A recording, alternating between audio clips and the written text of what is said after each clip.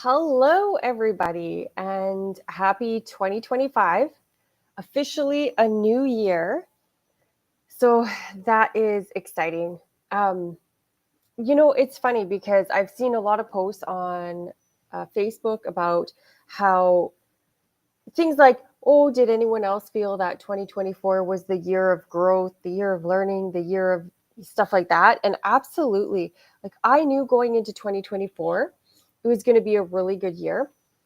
I just didn't really know how. And I totally agree with these posts. I think last year was definitely all about that self growth, definitely digging deeper into like who you are, rooting out those limiting beliefs, lots of self work. I really feel last year that was what needed to happen. And having said that, I really feel like this year, it's going to be amazing. But this year, 2025, is going to be the year of growth. Like wealth, success, money, abundance, like everything that we worked on last year, all that personal growth, all that work on ourselves, we're going to start seeing the results this year. So I'm really, really excited for that. I think it's going to be a really huge, huge year. Now, having said that, I will just say it's very easy when results start coming in, it's very easy to fall off the wagon. If you've ever done a diet before or changed your eating habits, I find this happens with a huge majority of the people out there.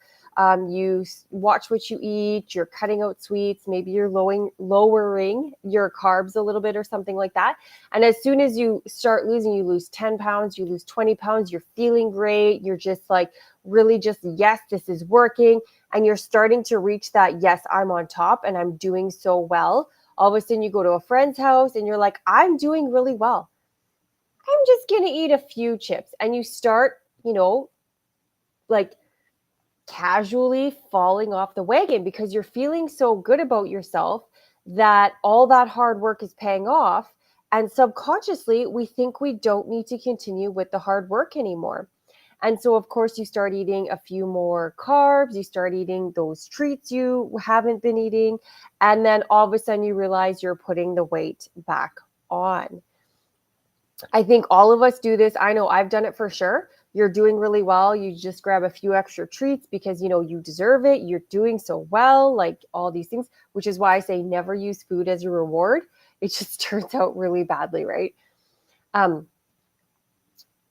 But really, this goes for everything in our life. If that's just kind of a human trait, a pattern we have of we're doing really well, so we lower our guard, we lower our awareness of things, and we stop trying as hard.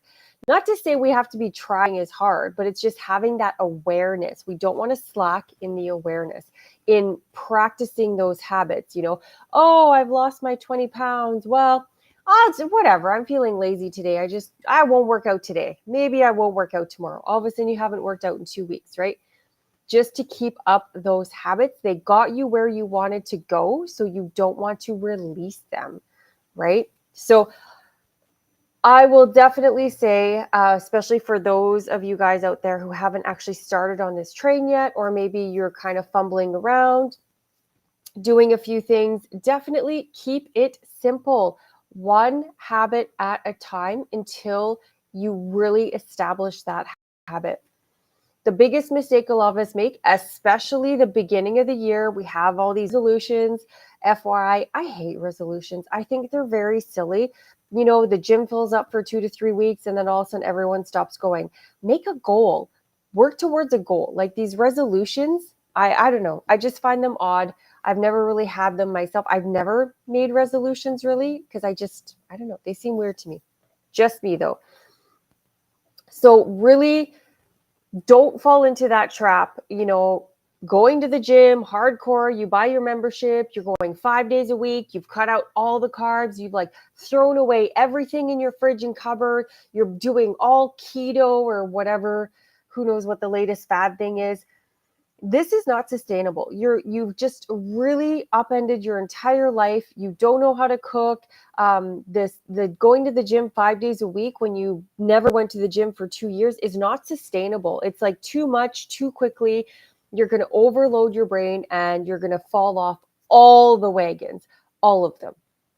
If we make one or two small changes, like if you want to just cut out bread or limit yourself to eating, 3 slices a week or something like that, that is a small, doable change. It's something you can work with. It's something you have time to adapt to, and you can make those changes. If you want to, I don't know, I do support clearing out the cupboard in the sense of throwing out all the junk food. If you have cookies, if you have chips, and you really just don't want to eat them, either, someone else in your house can keep them in their bedroom or eat them now, or you just throw them out. I do this with my Halloween candy. If we have leftover Halloween candy, it either goes to work with my boyfriend or I throw it away because I don't want to eat it. And I know some people hate waste. I personally hate waste. I'm the person that lives off my leftovers till they're gone. But except when it comes to garbage and like Halloween candy, even like store-bought processed cookies, chips, those are not food.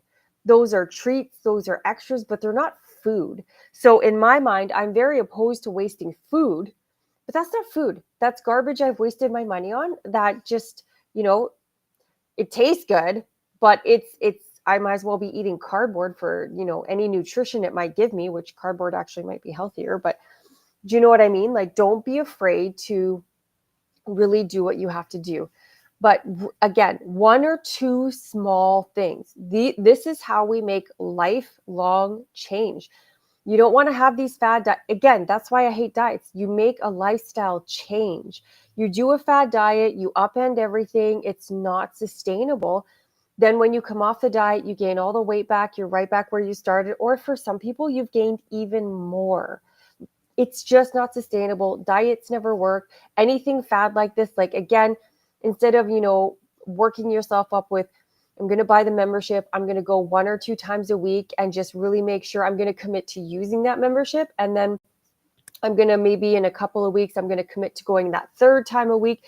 Work yourself into it. But just like jumping in the deep end when you can't swim doesn't work for the majority of us. Some people can do it, but a lot of us are just going to fail. And then now, not only have you failed at this thing you wanted really badly, you've diminished your confidence. You've diminished how you feel about yourself. You're really kind of reinforcing this failure mentality.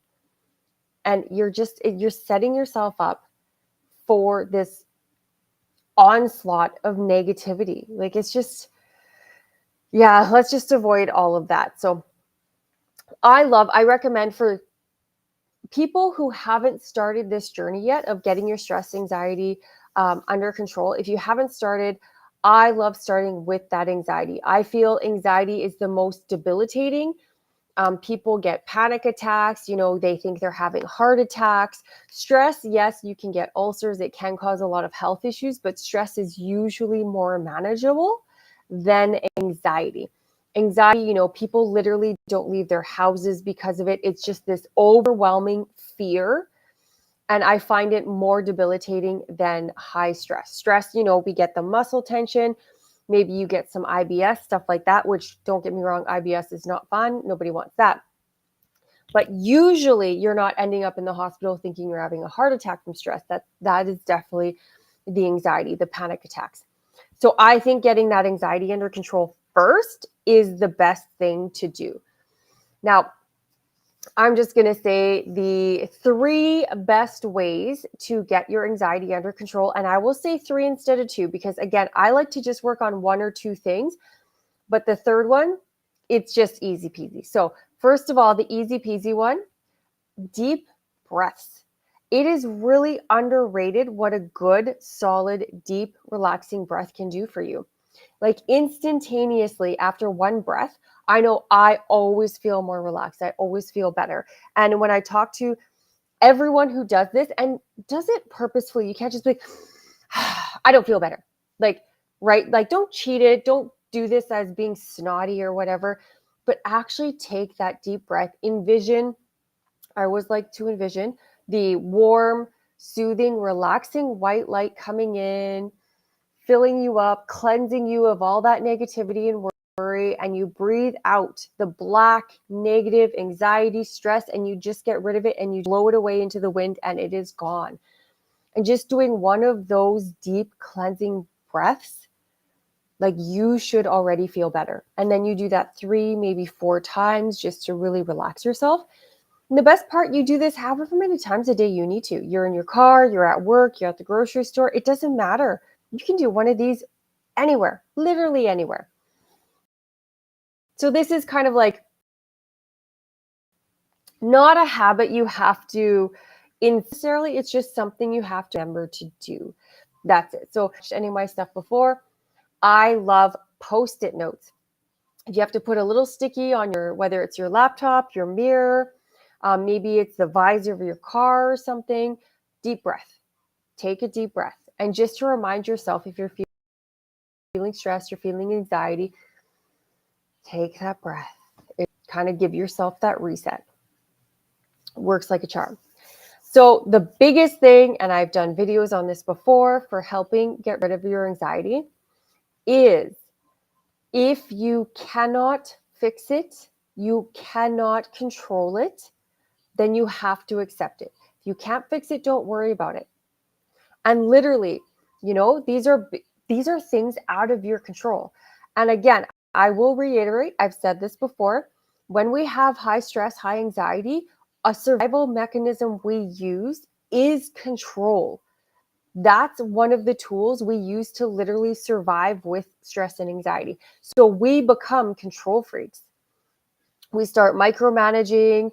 We have our calendars. We're trying to just control every little bitty aspect of life we can because we feel so out of control with all the stress and anxiety. So if you're stressed, if you have anxiety, you're overwhelmed, you also have control issues. And I know this because I still have control issues. I'm working on them. I'm a ton better than I used to be. But looking back, this is literally just how we survive. So there's no fault. It's just something we needed to do in that moment. It's like that saying, we're all doing our best with what we know and have.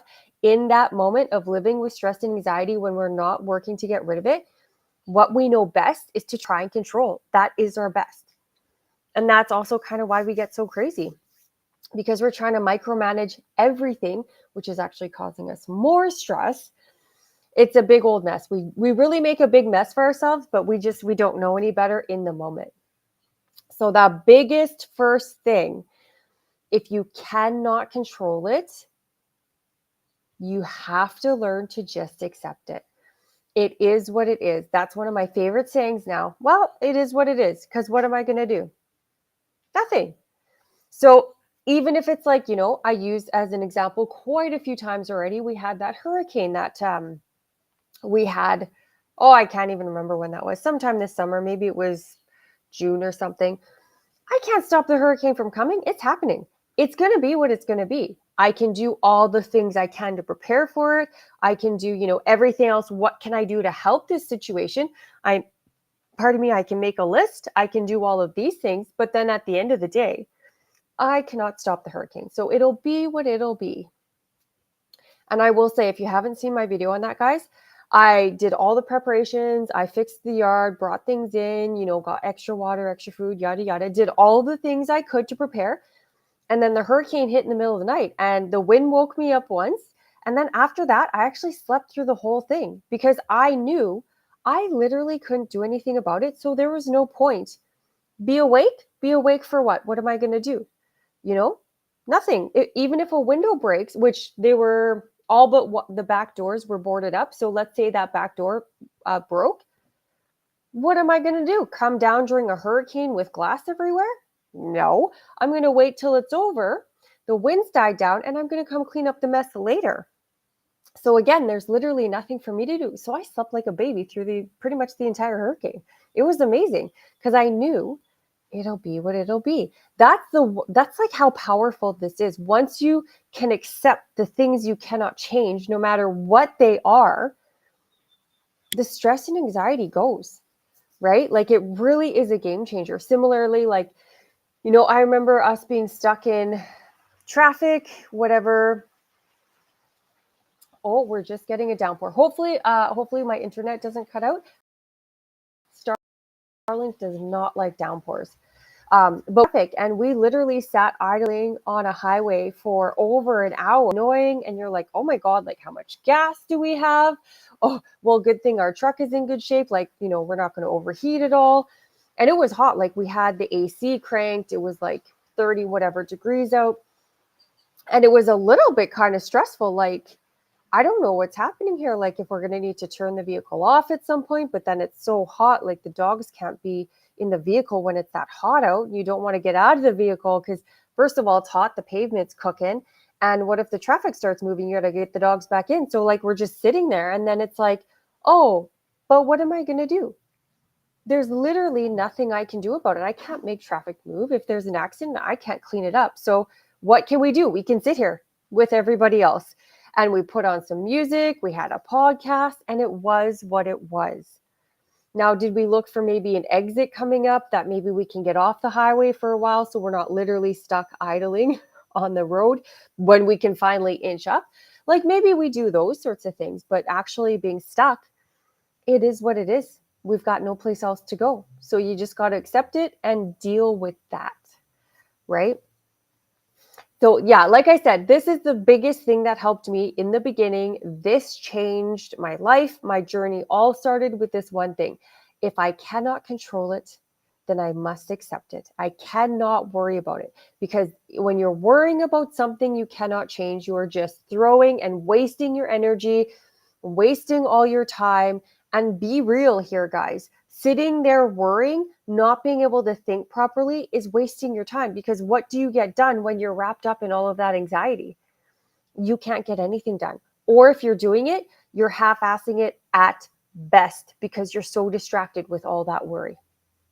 So this one's huge. This is the game changer. And that also goes about worrying about the future. Anxiety literally is worrying about the future. It is worrying about things that have not happened for the most part. Now, I understand, actually, no, all of it. It is always worrying about the future because even if you have, for example, a loved one, I think back when my mom was in the hospital.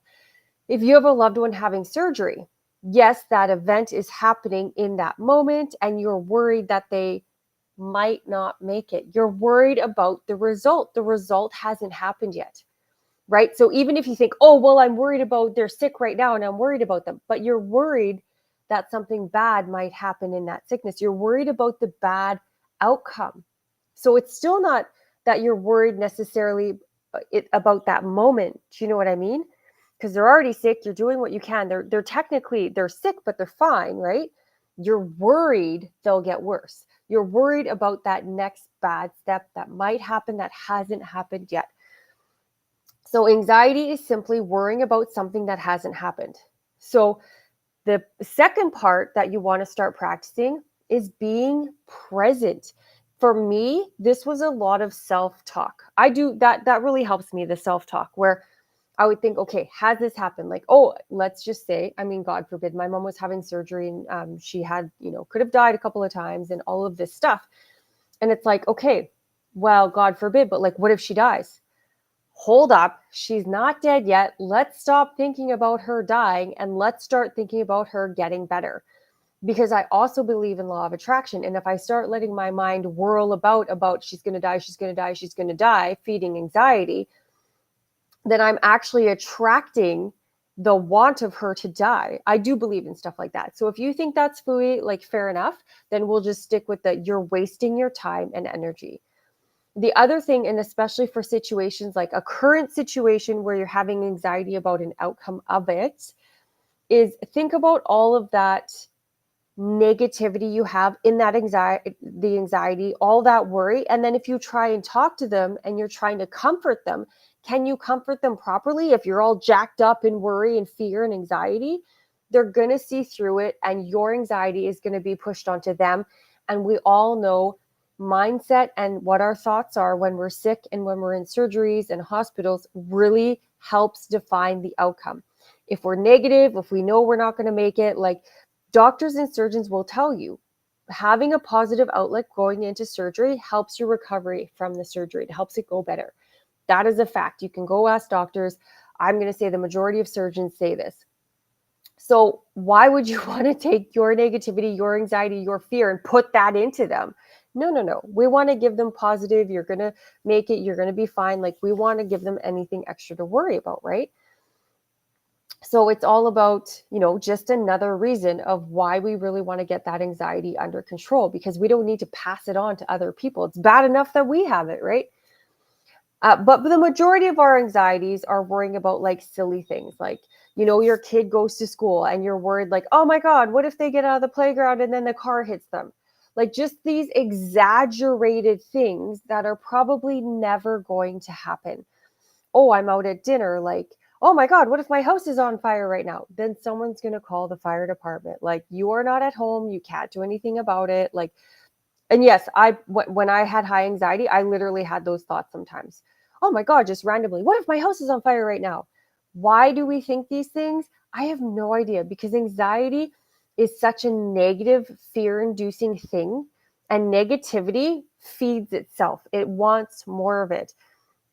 So it'll create more fearful, more negative thoughts to feed into itself. That's how it works. It's really, negativity always wants, misery loves company. We have that saying for a reason, because it wants more of its own thing. Maybe that's just how the universe works, because of course positivity kind of feeds itself with positivity, and you want to surround yourself with more positive, but negative is the same. So the more we allow the anxiety to really take hold of us, and really we allow it to fester, we're creating, naturally, unfortunately, going to be creating more of it to feed itself, to keep us in that anxious state. So this is why our minds come up with these random stupid things of just like, what if a tree branch breaks and falls on my head and I die? Like, just the most absurd or random things. And this is why, again, it's so important, that second one, to be present. What is happening right now in this moment? Could something bad happen like 5 minutes later when I exit my house? Yeah, sure. But that fear, not that fear, that anything can happen. Life is unpredictable. And like I always say, like, life happens. So we never know what the future holds. That's the point. But fearing it is so incredibly unhealthy and debilitating, and it literally, it steals your happiness, it steals your life. Some people get so afraid of stuff like that, like, oh, I heard that satellite pieces fall from the sky and can kill you, like, and then all of a sudden they're never leaving their house again. Or the person that's so terrified of getting in a car accident, they stop driving, they quit their job, because maybe one day they might get in a car accident. That is how debilitating anxiety can be. And that's that worrying about the future, worrying about things that haven't happened, right?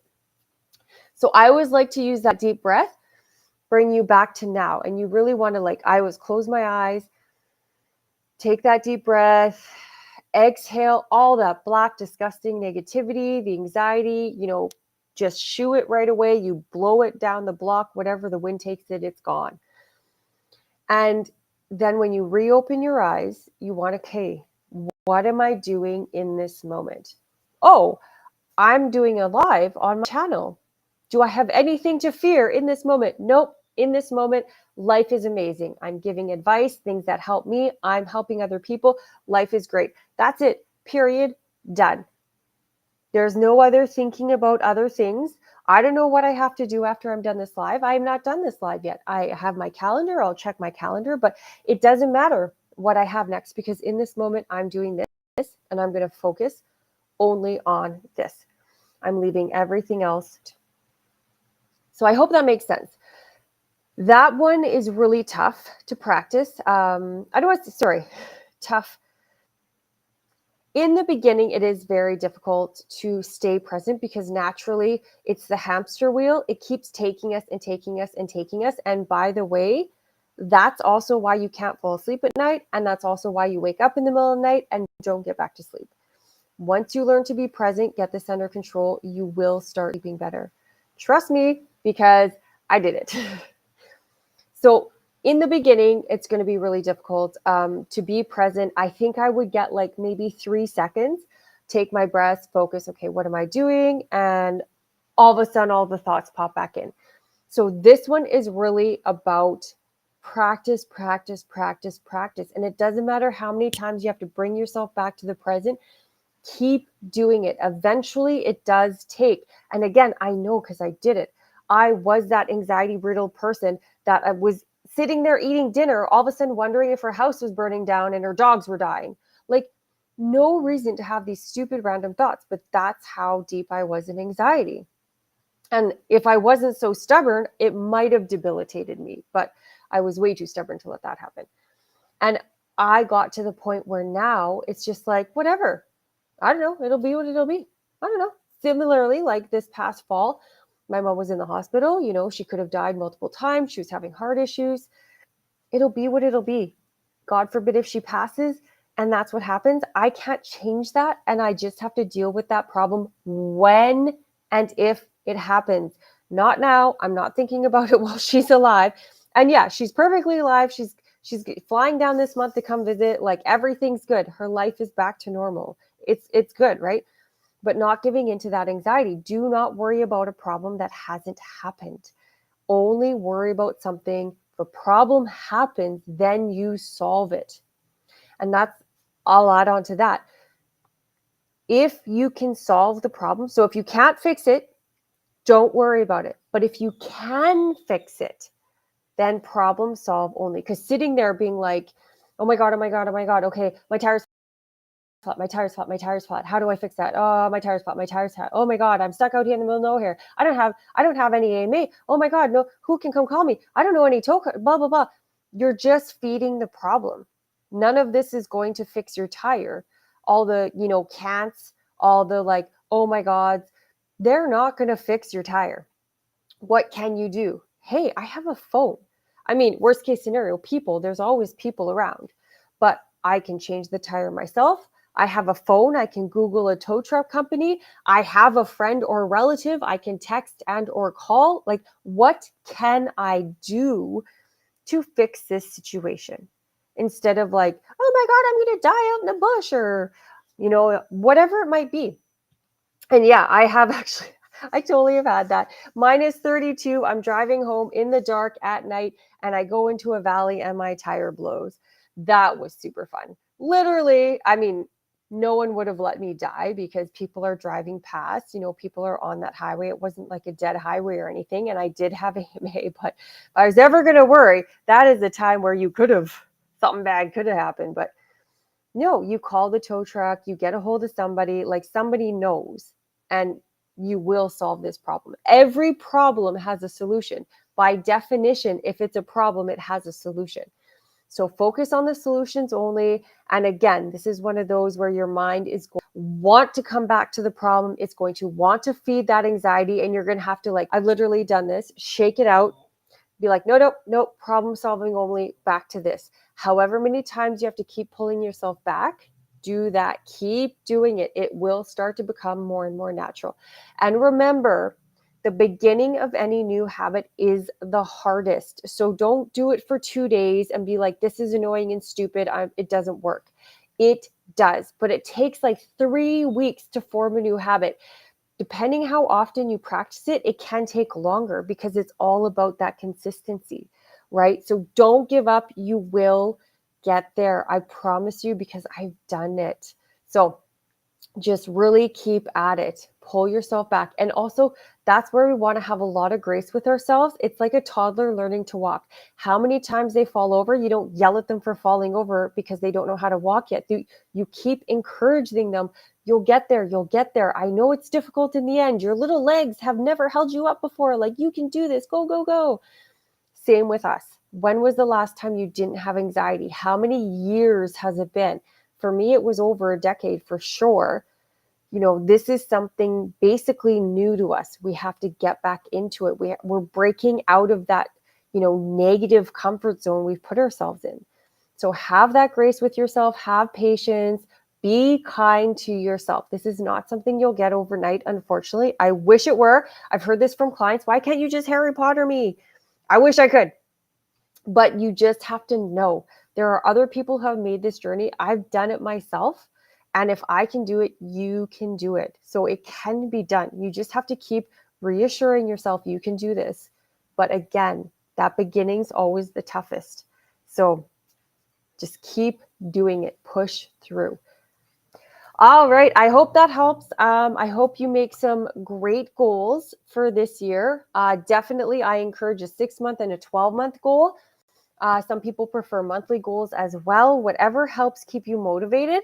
And definitely, I would also recommend having some sort of journal, some sort of kind of like an activity log to really monitor your process. It's really something I find it's very encouraging. We can come a really long way in our journey.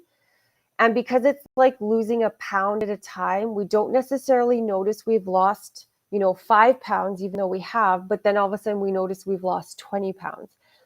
So if you kind of keep records of like, hey, this is where I'm starting. I have anxiety over everything.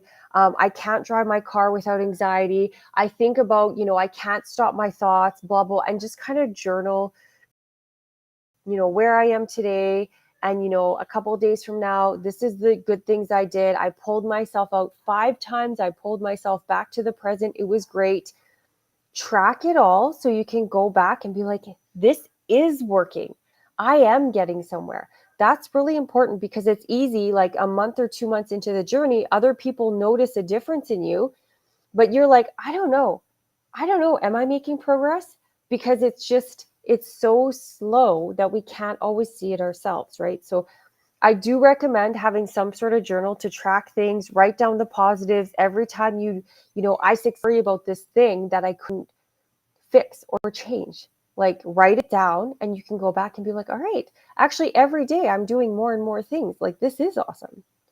Because we're coming from a negative comfort zone, a negative mindset of having all of this in our life. So we're still going to focus on negative things until we can switch that over. So we tend to focus more on what we haven't accomplished than what we have. So write it down, track it, give yourself things to celebrate and to show you that you are progressing and doing the work and you are getting results. All right, guys, that is it for me today. I hope this has been helpful. Leave me some comments. Let me know if there's something you're struggling with that you would actually like some help with. Definitely leave me a comment. Let me know. Come to my YouTube page. I know LinkedIn, I had a comment on a video, but I couldn't access it. So don't know what that was about. I don't know where it went or if they deleted it, but the notification never went away. Not quite sure about that, but definitely, if I don't respond on LinkedIn to it, definitely come to my YouTube page. I will get that comment and I will respond for sure. If there's something you want me to talk about, something you want my opinion on, or like how did I deal with XYZ, let me know. I will be more than happy to touch on that. So, all right, guys, happy new year. It's going to be an amazing year. So I can't wait to, see how this year, how quickly the abundance and amazing things come. Do we have to wait till summer? Is it going to come by spring? Hopefully not by fall. I'm still working on my patience, but yeah, I think it's going to be amazing and I cannot wait. So have an amazing rest of your day, guys. And as usual, have a great weekend because we're pretty much there. Thursday, which means it's practically Friday. So have an amazing weekend.